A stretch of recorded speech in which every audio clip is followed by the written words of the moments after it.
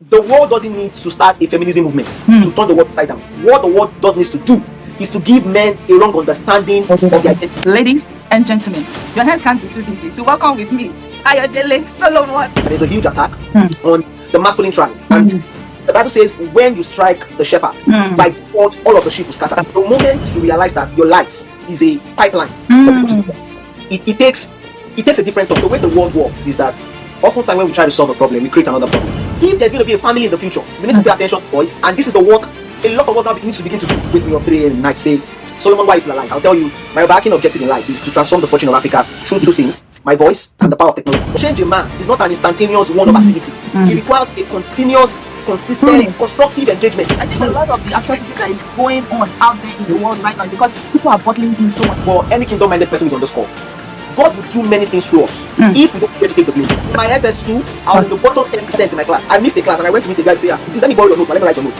The guy told me and said, he's not going to borrow me his notes, because he knows that I've chosen my path. That if all of us make it in life, so who's going to be the cleaner, who's going to be the driver, who's going to be the cleaner? I'm not trying to hide my light because I want to be God in the world. You can call it right? Yes, so your light can still shine, right? And still be a star. You're sitting in front of a 32-year-old man in a marriage counseling room, a man that has never been counseled all his life. So he wants to teach how to be a married man, and nobody taught him how to be a man in the first place. We are trying to demand out of them what we have not invested in them. Whenever I get to speak, I ask myself, how does this contribute to the life that will never end? Because if all you think about is what I'll eat, what I'll drink, how I'm going to blow, there are a lot of men who have blown.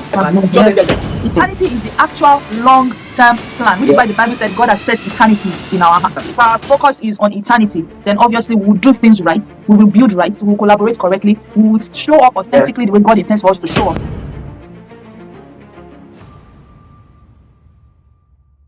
Thank you for tuning in, and don't forget to like, subscribe, and give us a comment.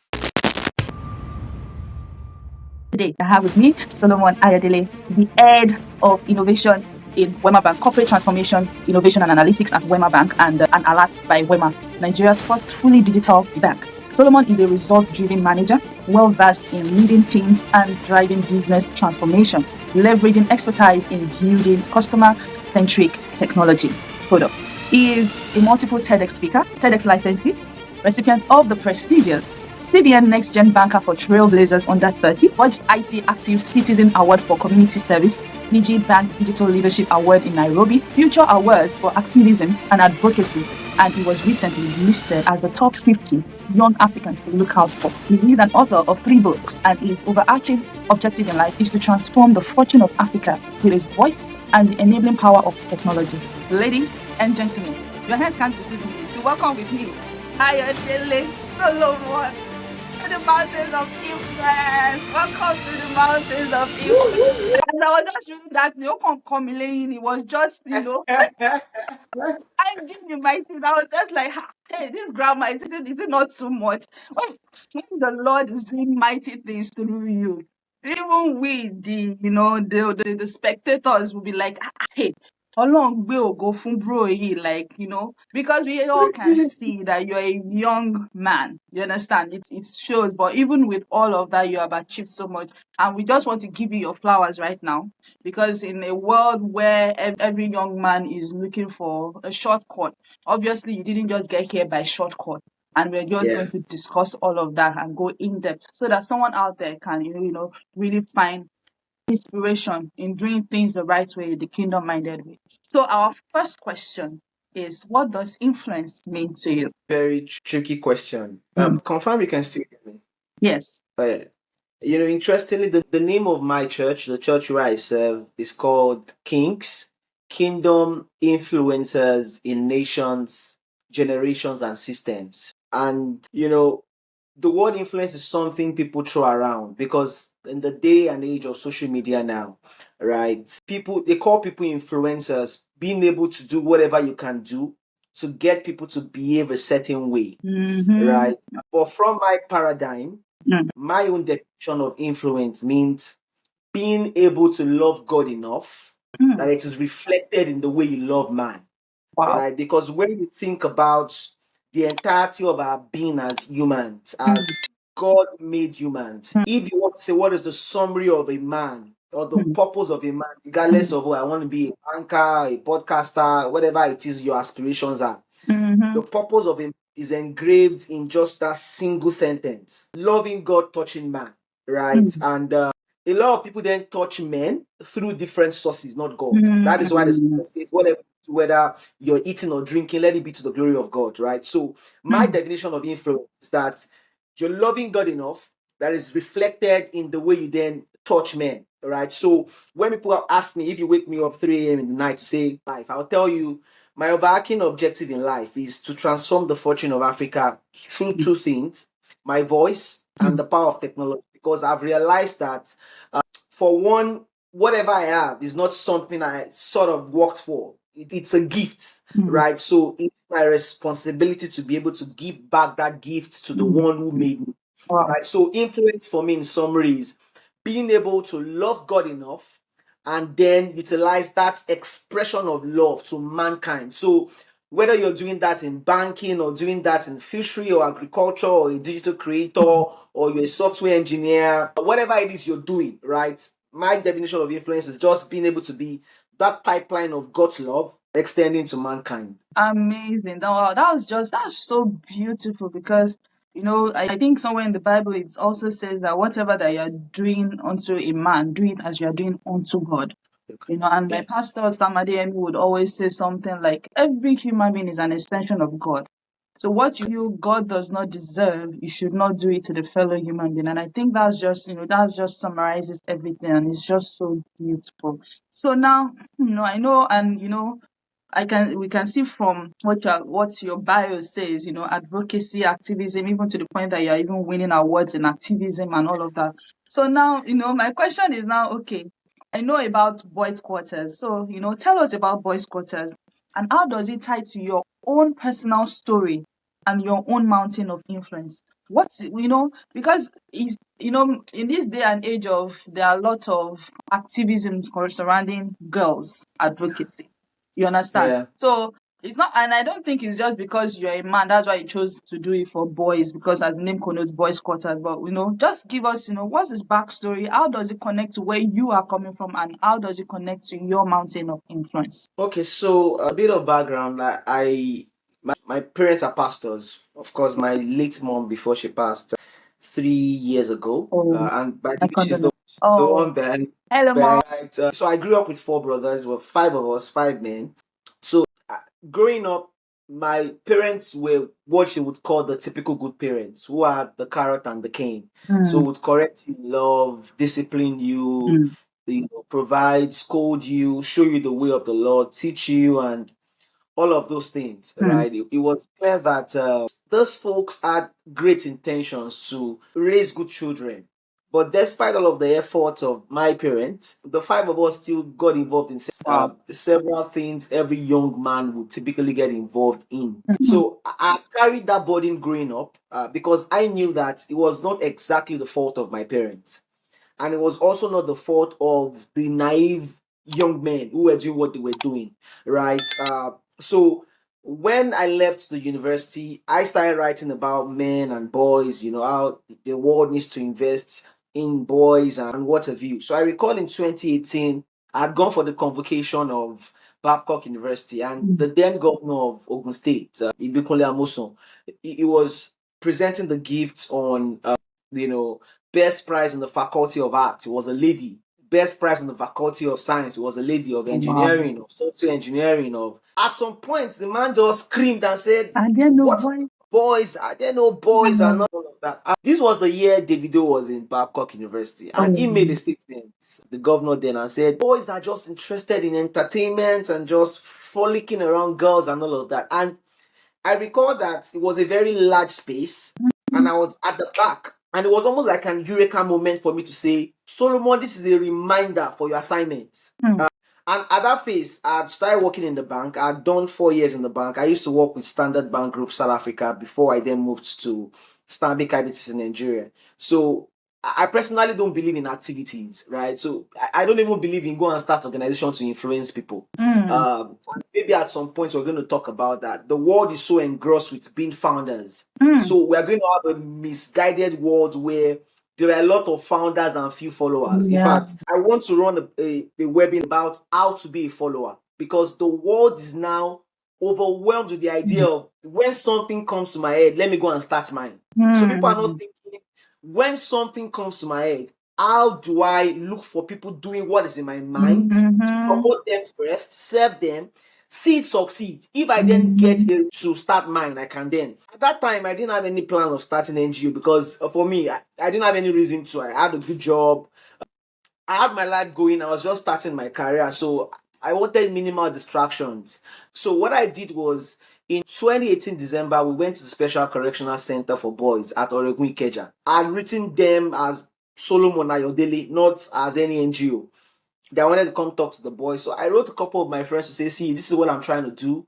I'm not trying to start an organization. I just have a burden for boys. Burden. Yeah, and we had that event that December, and the turnout was massive. Wow. All my friends from university days came, and at that moment, the school then said, there's no way I would continue this program with them if I don't have a registered organization. So I recall that day I was at work, and the Holy Spirit just told me, what you're trying to do is not a social impact work.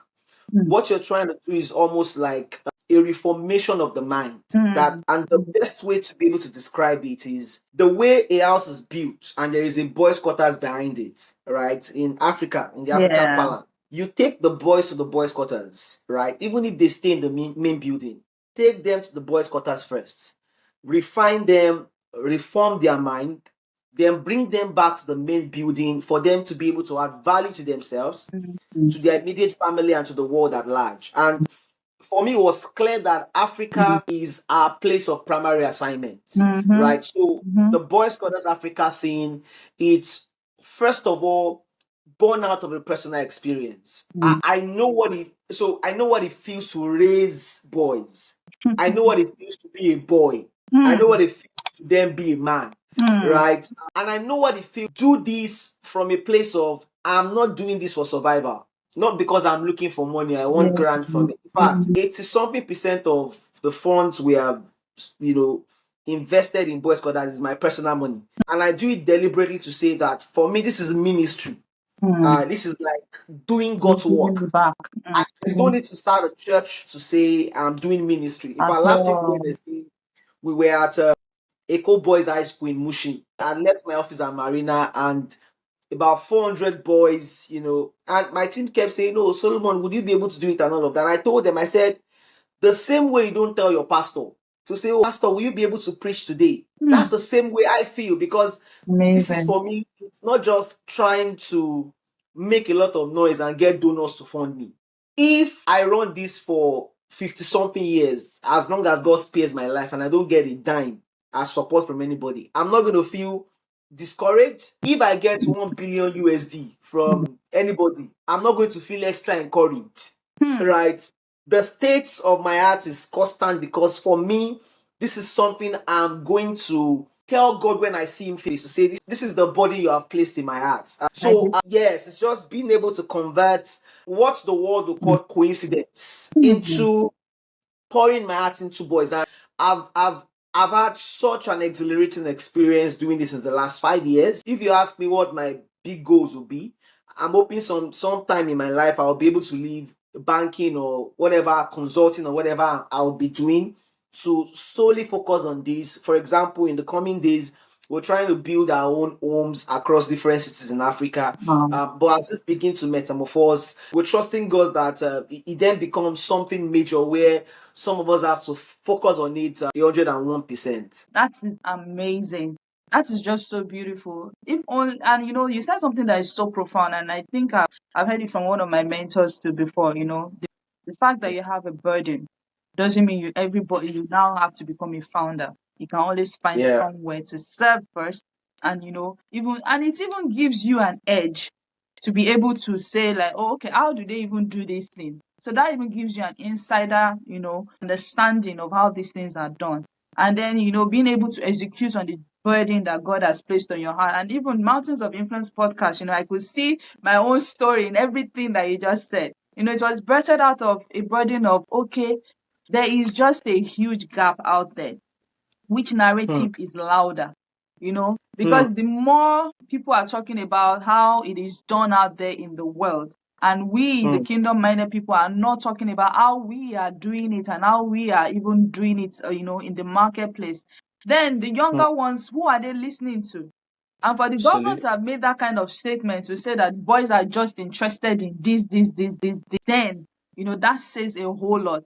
But now you have taken it up to yourself to say, like, okay, that's not the only thing that boys are interested. Because if he's saying that, then how did he become a governor in the first place? Do you understand? No, so that is so, it's just so, just thinking about out loud right now, like, how did you Yeah. become a governor if that is the only thing that boys, putting everybody in the same basket? How everybody, how all the boys are going to, do that. And that was just so beautiful. And so, you have just told us the story of how boys' quarters became and how it ties to your own journey as a boy, as a young man. And now, you are running all of that.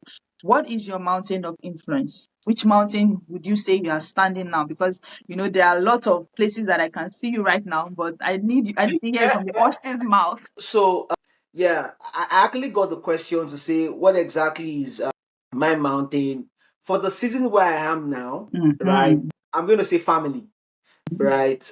Because also, the work I'm doing in the bank, I don't consider myself a banker. Yeah. We've had this argument a lot of times. People, I just tell them, see, banking is just like a route to fulfilling what God wants me to do. True. The reason why I say family is because even the team I'm building, so I have a team of about 27 people who report to me in the bank. I sort of try to build a family structure where people have a different understanding about work. In fact, just before we got on this podcast, somebody shared with me a video, a very popular OAP shared on her page. So she came to our innovation lab at Marina in Lagos, and I was just telling her to say that everybody that works for me as a lady, the first day of your period, you don't show up at work. If you show up, I send you a query. There's no reason why you should come to the office on the Wow. first day. I mean, I don't know how it feels, Mm. right? But I've seen people go through these things. I know how excruciating it can be. Wow. So I tell myself, if you're going through this, don't even, but even if you are fine, stay at home. Just for Wow. a sake of just saying, in the rare case if anything will come up. So for the team I'm also building at the bank, I try to build like a family structure. But in the season of my life now, I'm more focused on the work I'm doing with Boy Scouts because I've realized that there's a huge attack on the masculine tribe. And Mm. the Bible says, when you strike the shepherd, Mm. by default, all of the sheep will scatter. Scatter. So the world doesn't need to start a feminism movement Mm. to turn the world upside down. What the world does needs to do is to give men a wrong understanding of their identity, Yeah. right? Mm. And it is now easier to talk to boys than to begin to rework men who Mm. have been there for 40 something years. True. So my work in this season is to say that the only way we can salvage the future, where we will not have in the next 15, 20 years, well trained, responsible, amazing, well taught, well tutored girls who are confident in themselves, who cannot find husbands, not Mm. because women are not good women, but Mm. because there isn't any proper investment in boys. Boy. The solution is not trying to get boys to do tech. Technology is just an enabling tool. Mm. When you put technology in the head of a stupid man, it becomes a A stupid weapon. technology person. True. Right? Mm. So, Mm. what we need to change is the Mm. mindset. Wow. And that is the core of my work this season to say, regardless of the bashing I receive, so I do something for men too. There's a program I run called Conversation every month Mm. where we get men to talk about their emotions and all of that. But the core of my work is family in this season Mm. to say we want to rework. And my sister, I read a book about 12 years ago called Emotions by Mm. Bishop, the book should be somewhere here, Bishop T.D. Jakes. That book totally changed my life, Wow. right? And what I've then realized is that the impact of that book did not start happening in my life until like 10 or Mm. 11 years later. I then began to see the impact of some of the things I read in that book, Mm. right? And I know that to change a man is not an instantaneous one of Mm. activity. It Mm. requires a continuous, consistent, Pruning. constructive engagement Wow. for you to be able to get them. So is I'm more focused on the family mountain, right? I mean, I'm not a relationship counselor or whatever it is in the typical way people see family mountain, but I'm saying if there's going to be a family in the future, we need to pay attention to boys, and this is the work a lot of us now needs to begin to do. So you're sitting in front of a 32-year-old man in a marriage counseling room, a man that has never been counseled all his life. Wow. So you want to teach him how How to be to? a married man, and nobody taught him how to be a man in the first Oh place. my God. So you just see that it's a mistake, and these men, they are not trying to be evil people. They It's just just were not a trained. case of trying to demand out of them what we have not invested in them, right? So my focus on mounting this is in, and even for people who work for me, when we're interested, I have some of my direct reports who's had very nasty experience with boys and men, right?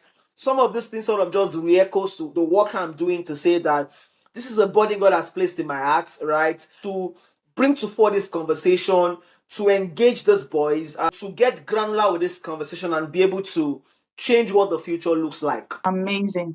And you know, that is the first building block of God, family. Absolutely. It sets the solitary in family. And it's so amazing that, you know, I've been seeing some posts on social media that, you know, somebody will type into the AI and say, oh, if you want to derail so from the plans of God, how will you do it? And one of the major tools is the tool of distraction, which you have mentioned. That if I don't want you to get to where you, if so they usually put in this problem like, oh, if I was the devil, if you were the devil and you wanted to, you know, twat, you know, how I will, you know, the person will arrive at their destination or purpose, how will you do it? And the major tool that, you know, I heard, you know, in most of those cases was using the tool of distraction, the tool of, it's not that I'm going to make you not love God, but I'll just totally shift. I'll make you forget by the things that I distract you with. I will make you you know, go so far that you have gone so far that you can't even remember what it felt like to know God. So you can just imagine, you know, how we have gone so far in liberating the women and we have neglected, you know, the men. We have neglected the the boys. We have neglected that aspect because we're fighting so much for equality.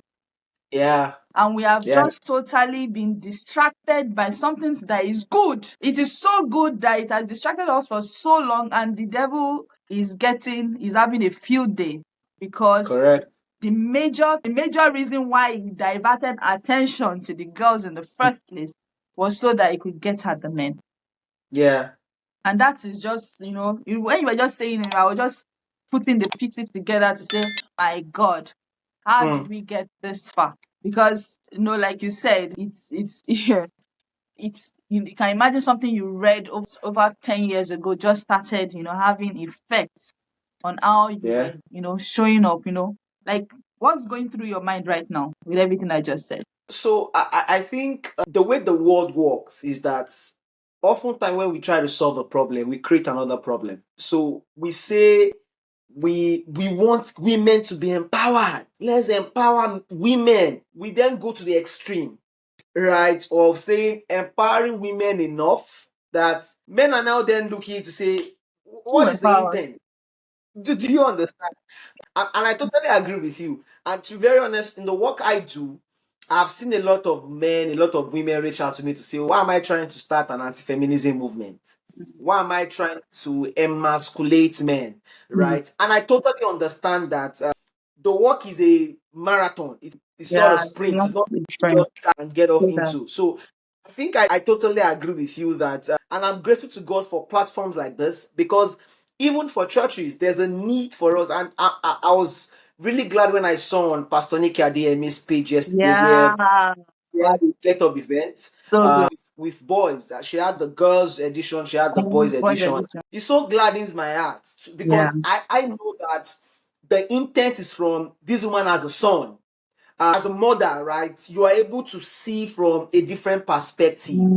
So even for churches, there is a need for us to start having this conversation. So you have 52 women, 52 women pray, coordinate, women cooperative, Oh my, women women must be empowered. strong, That women is it. empowerment. And guess what, my sister? Anytime, do you know what they do? Hmm. Find the men speak. they tell the man you must be the man, you must. So you then create out of men artists, performers, right? When all the words is loading on them is, oh, you must be, as a man, you must be a provider as a man. So there isn't even in the church an enabling form that allows men express themselves, that allows men be vulnerable, that allows men share their thoughts. So you see even men's meetings say, oh, let's have a men's dinner. So at the men's dinner, you talk about business. Come on. I talk about business from Monday to Friday at work. I don't Why want to. business is doing? Right? And this is why, my sister, there are a lot of men who are even going through domestic abuse. But because the way the church is structured, the society is structured, I'm currently running a survey for men above the age of 18, right, on sexual abuse of boys. And the last question I asked them is to say, for those of them that were abused, why didn't you speak out? All of them are above 18. They said the fear of stigmatization, meaning that 3 out of 5 men will never speak up when they go through any issues in life, whether abuse or pains or whatever. In fact, a married man would rather be leaving the house every day, pretending to the wife that he still has a job, because we have created a system where men should do. You must be a performer, you must be an actor, you must be the head of the home. You must. So even for churches, we need to begin to look the frame of the conversation where even when we want to call men together, let's listen to them before telling them what they don't do, what they should be doing, who they should become, how they should become, how they should rise up as men. Men arise, men stand up, men be brave, men. And the theme of the topic of this program, men arise, able men, men of valor, or something. Oh There my are men God. who in their spirits, they are Gideons, but in their bodies, they are Lazarus in the grave. My So they God. need someone to listen to them, to call them out of emotional coma. Ew. Some of them have unexpressed emotions for years. A Emotional lot of trauma. fathers died at the age of 27, but they buried them at the age of 102. You see, that burial 102 was just a waste of time because they died something years ago. They were just through life. The class I went for last week Wednesday, I asked the boys, 400 boys, how many of you have seen your father ever cried before? None of them. None, not a. I then asked them, how many of you have seen your mom cry? It was almost all the class. Because women, I'm saying this from a very sincere place. There's a reason why women live longer than men. There's a reason. I may not be able to prove it psychologically. Outlets, They're because not if something is imploding. wrong, you would see it on us. You would. So what's the issue? See, my friend said something happened. Somebody gossiped, and but a man, there are people who have probably maybe offended me now for like 11 years. That when I see them, I will remember that what this guy did to me is wrong. But because there's a construct in the society that says men shouldn't talk too much, I'll be like, if I talk about it, then I'm a You say I'm a talkative. woman. They will say I'm a woman. Right? So you're slamming down the emotion And we are all over. emotional. Like, can we just give? It's like, as in, everything you just said now, just breaks a whole lot of paradigms because some people have not sat down to think about it this way. They've not, you understand? Like, everything that you just said right now, some people have not bothered to analyze it this way. And I know some women might be watching it and they're already feeling like, you people want to take our. No, because see, whether man, whether woman, it is we women that will give birth to them. Yeah. So at the end of the day, the man that you are trying to say, like, you have done this, it is still us that will give birth to them. I'm a boy mom, and I look at my son every day, and I'm just like, God, I beg, just help me, just help me train this boy the way you intended from the throne, from the foundation. Do you understand? Because boys, yes, we are all human, but boys are built different, and you Oh have to be yeah. able to help them to be able to express their emotions Oh and not yes. shut them out. Because, like you just said, it's you. Every man wants to have. They want to have a safe space to be able Correct. to express Oh, themselves. So, and I yeah. think that is one of the key things that we need to take away from this conversation. We as women, we as men, we need to be able to find a safe space where we can easily express ourselves without bickering, without bitterness or anything. Yeah. Just exhale, where you can exhale so that you will not implode. Because I think a lot of the atrocities that is going on out there in the world right now is because people are bottling in so much. And So you know what they say about the suicide rate? That there are more men likely to commit suicide than yeah, women. yes, Look at yes. this guy, this DJ for Ellen DeGeneres, or what's her name? You know, that happy guy, always happy, excited, and all of it. One day, just took his own life. How? Why? No explanation. These are the things that we are talking about. Because how can somebody come on stage and is giving out a whole lot of joy, but who is pouring into him? Him. This conversation is a timely conversation, and it's about time we start talking about it. Because, Mm, like, I listened to one of the things that you said in one how I even got to know, that there was one mind-blowing intelligent guy in WEMA Bank that I needed to bring on matters of influence. And you said something about, let me just read it. You said sustainable problem solving is a marathon, and sometimes problems are transgenerational. mm, And I think you also said it, somehow in what you just said, and that just to give an idea of how you think about problems. So now, mm, how do kingdom-minded professionals begin to deploy sustainable solutions that will impact generations to come? We can't be solving smaller problems only to create bigger ones, just like you just said now. Because it seems mm. that we have solved the women empowerment problem, and now we have created an enigma that we don't even know where to start taking it from piece by piece. I mean, thank you for that important question. And I think this will then help me maybe morph into my work in the banking industry. I think the first thing kingdom minded entrepreneurs, right? Mm, Whether mm, you work in a bank, work in an insurance company, whatever it is, you must realize that your work is as important as a full time pastor. As simple as that statement may be, if we understand the gravity of the work we do, mm, it does something different to your mind. So I'll give you a practical example. So I left Stanbic in 21 to mm, join WEMA Bank in 22 January. And when I joined the bank in 2022, the bank had been doing one hackathon called Accounts, where fantastic stuff and all of that.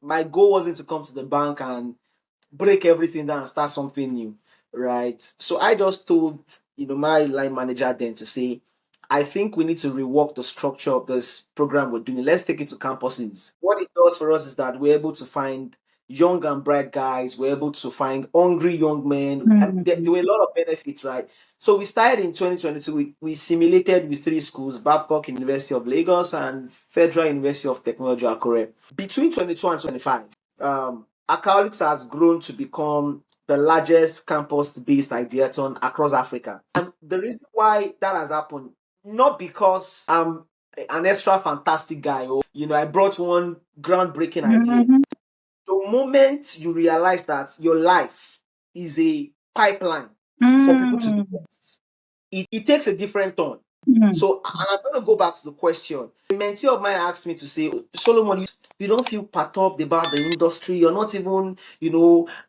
worried or if something happens and all of that. I said, mm, see, since I started my career in 2014, I've never been stranded. mm, God has always found a way to take care of me, right? mm, Because I've submitted the career. It is not my career. It is mm, God seeing my career as a tool to do whatever I chooses to do in the banking industry. mhm, And what I tell kingdom minded people is, mm, my sister, for any kingdom minded person who is on this call, God will do many things through us mm, if we don't care to take the glory. God will do several things. God will wrought a lot. And so people see me and like, oh, Solomon, you're such a fantastic guy. I grew up in Yanokpaja. I went to a public school. I went to State Senior High School, Oyewole Agege. So I I love was it. in my SS2, I was Wow. in the bottom 10% in my class. In fact, my sister, let me Wow. tell you, in SS2, I missed a class and I went to meet a guy to say, I can't forget the guy's name. His name is Shola, right? Shola, he was the best guy in the class then. Please let me borrow your notes now. Let me write your notes. The guy told me and said, he's not going to borrow me his notes because he knows that I've chosen my path. That if all of us make it in life, so who is going to be the cleaner? Who is going to be the driver? Who is going to be the shoemaker? And true life, Oh, he was said to me, true life story to show you. And I don't blame the guy. Is because I was very yeah. I was very, very unserious, Oh, right? So wow. when people who knew me in secondary Wow. school, when they see me now, they Wow. struggle to marry. At In all. fact, because my teachers in school knew that I was brilliant, but I wasn't just serious. They made me a prefect in secondary school. It was Wow. a public school of like 1,000 people. So they Wow. made me a prefect. The morning of my prefectship, whatever, was the morning I washed my clothes. It was not dry yet. I still have the picture. It was not to show you how Wow. extremely unserious I was, Wow. right? In fact, up until the point when I got the banking job, I'll tell people I'm not the most brilliant guy in the room. But if you give all of us a book to read, so you say, everybody in this class, read this book. Ideally, this book should take people maybe 2 days to read. Because of my kind of person, right? I know it will take me 5 days. What I would then do is, Mm. for a normal student, you will read for 1 hour in the day. You will go and play and come back.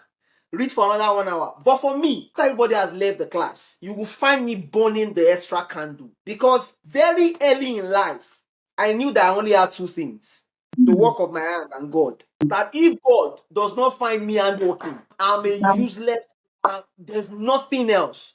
mm, So I think early enough, I'd submitted my career to God. So mm, all of my trajectory from Standard Bank to Stanbic to WEMA Bank is just a clear case of divine orchestration. mm, The level I am in the bank today, I cannot say it is my brilliance. The kind of mm, influence I have in the bank, I mm. can never say I'm the most intelligent guy or the most.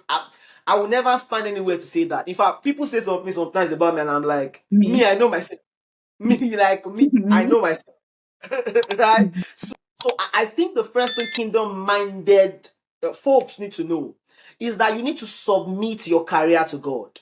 Right? You need to Mhm. don't take it as your own thing. Oh, I want to become a senior manager. There's my sister, there is no way I'm ever going to stand anywhere to say I want to become a general manager of a bank in 5 years. I don't have those kind of aspirations. In fact, I tell people all the great things I've ever enjoyed in life, and God is my witness, there are things I never prayed for. All the great things, the new jobs, the exposure, the open doors, were things I never sat down anywhere or knelt down and said, God, give me a new job. God, open this door. God, I never. It was Mm. just a clear case of, I'm not saying this to project being a perfect person. Oh, this is an over spiritual human being. No, no, no. I make mistakes. I'm as imperfect as any human being would be. I'm a work in progress, right? In fact, I wrote my first book 2 years ago. 2 years, okay, 5 years ago. I think I Imagine should 5 years send a copy. already. Yeah, it's called Work Work in in progress. Progress, Imagine. right? And for me, it's just I'm not the best of guys. I'm not the Wow. bank opened the first innovation lab last year after 79 years of existence. Imagine that. No one could have ever imagined that would happen. In fact, the former head of innovation in the bank told me to say, see, just forget that bank, do your part and go. But Imagine. there are a lot of many wins.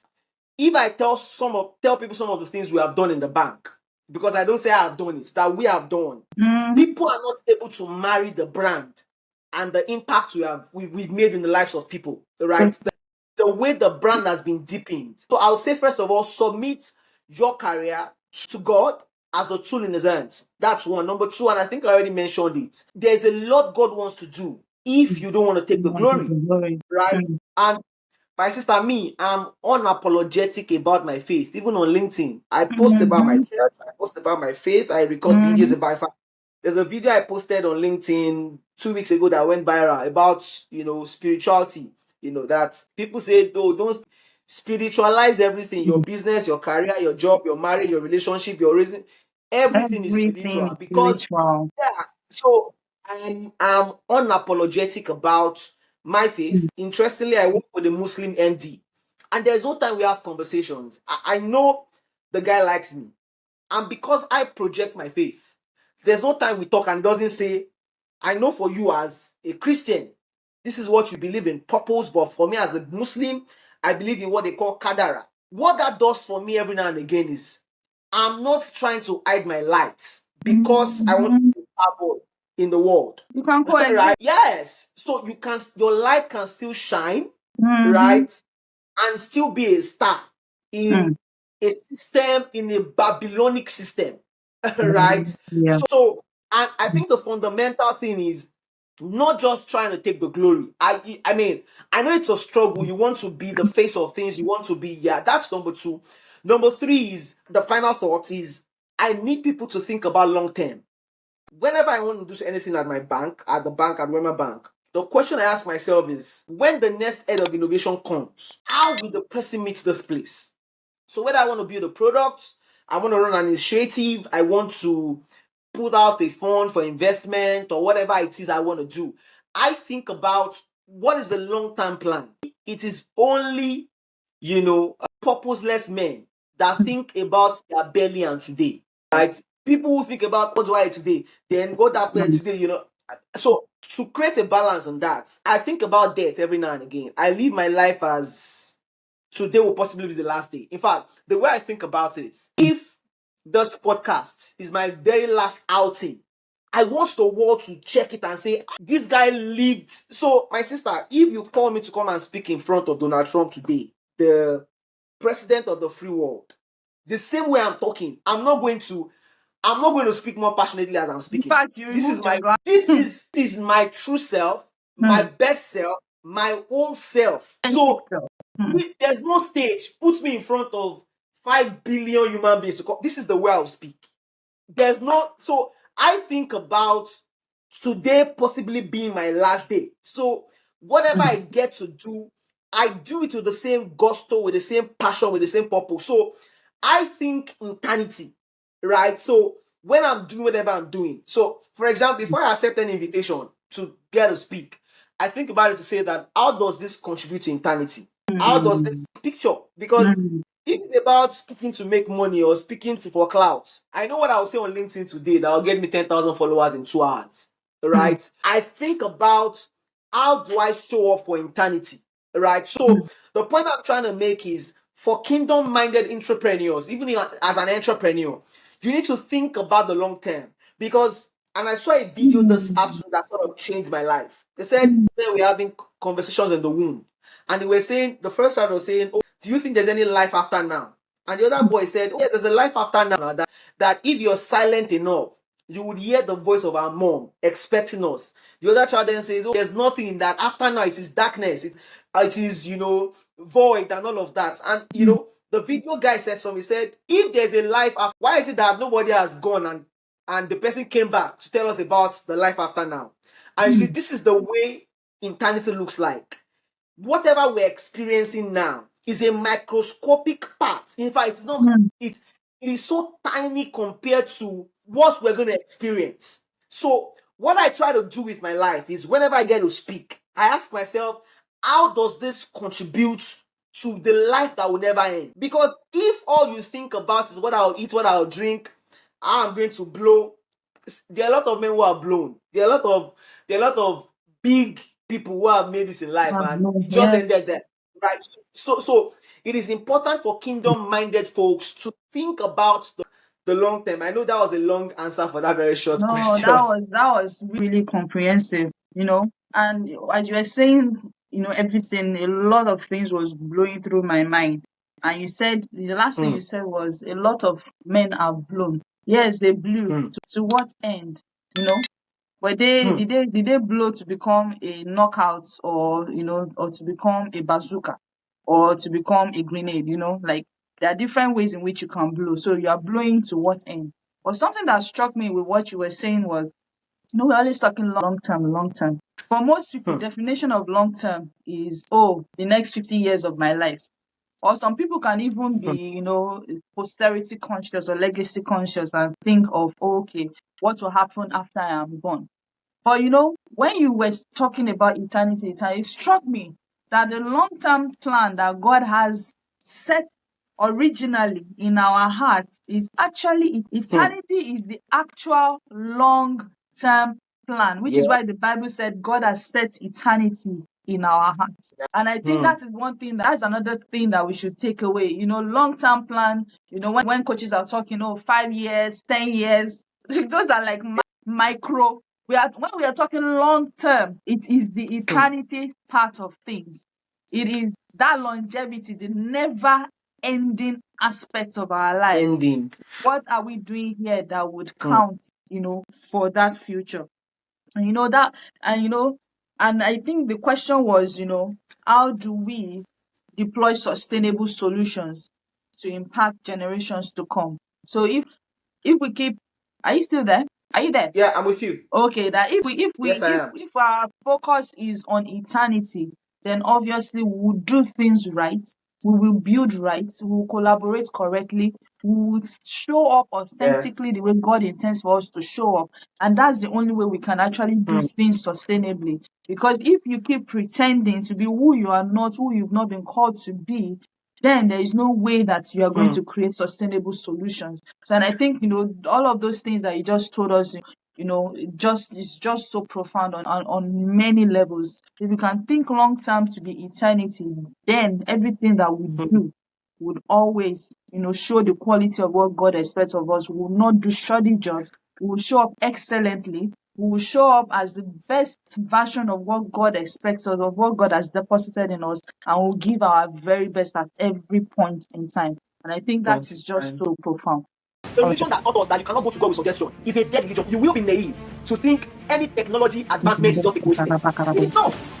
Everything you see moving, somebody's pushing it. Yeah. Everywhere you see a noise, somebody's amplifying it. So the way to think about it is the investment in artificial intelligence and agenda, right? So the people creating this agenda, they must create a chaos where the solution can then be positioned on your table as the next best thing after sliced bread. Wow. Everything you see in the world, I'm the only one of my kind in this space. That's not That is true. not true. In Africa, we have not been called to be kingdom spectators. We have been called to be actively involved in creating the kind of future we desire. And the truth is, we have the Holy Spirit and unfair advantage. I still take my stance to say that the future, right, of work is human intelligence. I believe AI is a disruptive tool, but AI is still going to remain as a tool, not a solution. People may not take my word for it. The West may be also creating organized chaos. The chat is the call for disruptive innovation, the call for nationwide culture shaping industrial revolution lies in the minds of believers. Yeah. Of course, we have created a persona of believers who all they do is to speak in tongues, pray, come to God, because we are not exactly the candles in the temple. We are the light of the world. The call of our job is to go and disrupt the system. So enough of us being spectators and being talkatives of the things happening. And that is the end of part 1.